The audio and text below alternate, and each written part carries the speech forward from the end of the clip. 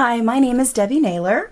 My blog is unforgettableStamping.typepad.com, and I wanted to share with you today this cute little note card that I made. I needed some thank you cards, and so I'm going to show you how to do this.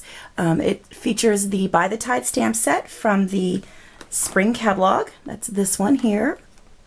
And I also used the Essential stamp set, which has a cute little thank you and happy birthday stamp set that is also from the spring catalog. So to get started, I wanted to just make a bunch of note cards. So I used the note card and envelope set. This is a pack of 20. It comes with 20 envelopes and pre-scored cards, which makes it really easy. So you're just going to start by taking your card, and there's the valley side, and you just want to fold that down. Take a bone folder and get that nice crisp fold. Set that aside. Then I'm featuring the colors from the In Color pack. That's the 2011-2013. However, Pool Party, Calypso Coral, and Island Indigo are all going to be featured colors in the new catalog. So really excited about that. So if you buy the great In Color stamp pad and color kit right now, you can get all 5 ink pads and an assortment of cardstock like this that features 4 sheets of each color. You can get that for $29.95. So it's essentially like getting the cardstock for free. So that's a great deal. So we're going to start by cutting your Pool Party cardstock, and that's going to be 3 1/4 by 4 3/4 inches. And I wanted to create a fun little background. So if you can see that, I took the seahorse stamp from this stamp set, and I just randomly stamped it all over my background here.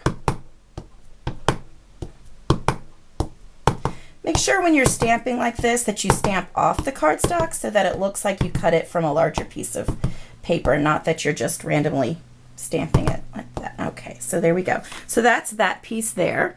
Very quick and easy. Now the next step I'm going to do is to stamp my lobster. I love this lobster stamp. Okay, so that piece of cardstock, I cut it to match exactly with the size of the block. So that's 2 inches by 3 3/4 inches. I'm going to ink that up with the Calypso Coral. Now this is a larger stamp, so you're just going to want to kind of turn it and make sure that it's really well inked.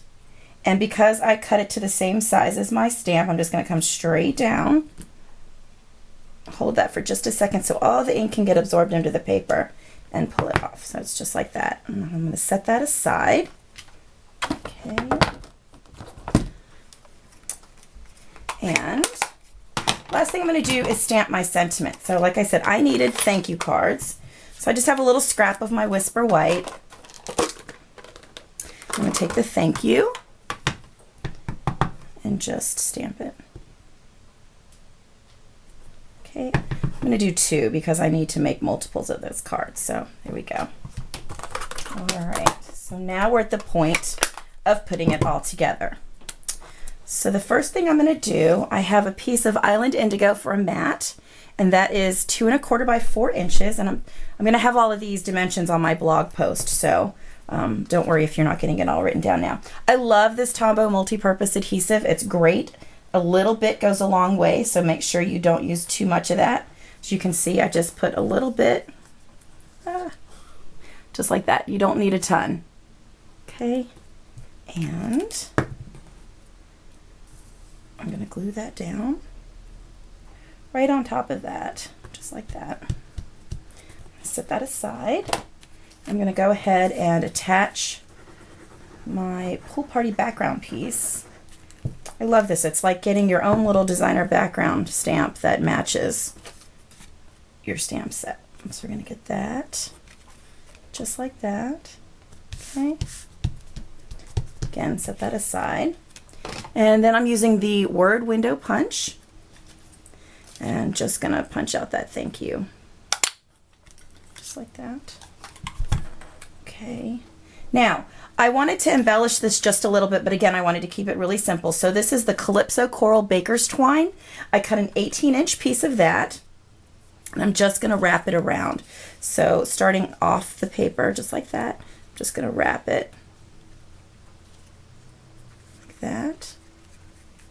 And I'm going to tie it in a knot. Really easy. And it's not bulky, so it'll be easy to mail. So I'm just going to tie it just like this. Just tie it in a single knot and pull it tight, just like that. Okay, if you don't like where it is, you can move it around. And then I'm just going to snip my tails of the baker's twine, just like that. Okay, now I'm going to attach this to my card. I want it to be popped up a little bit, if you can see that. So I'm going to just take my favorite thing, which is the dimensionals, and I'm going to put one in each corner. This is also going to help to hold your baker's twine in place, just like that. Now, a little trick that I learned at a regional at Stampin' Up, if you have a hard time getting these off, is to just kind of stick your fingernail in there just like that, and it brings up that edge, and you'll be able to pull them right off. Just like that. Okay, and then to finish the card, I'm just going to center that piece just like that, and then I'm going to take this little one here, again with just a teeny bit of this glue, and I like to keep it in a little glass votive. I bought this candle votive holder at the dollar store, and I just like to keep it there beside me, and it keeps the glue at the tip for you. And then just like that, and the card is done. So I also like to give a little surprise to the person that I'm sending the card to, and also, you know, help brighten the day of the mailman, because I'm sure he's tired of looking at everybody's boring old junk mail. So I always like to take whatever image I'm using on my card and stamp it on the envelope. So there, that's that, and then it just makes it a little extra special for the person that's getting it in the mail. So again, here's my finished card. It's going to go inside my envelope. And that was done in about 10 minutes. Again, you can look up all of the dimensions for the card on my blog, and that's unforgettableStamping.typepad.com. I'm Debbie Naylor. Thank you for stopping by today. Bye-bye.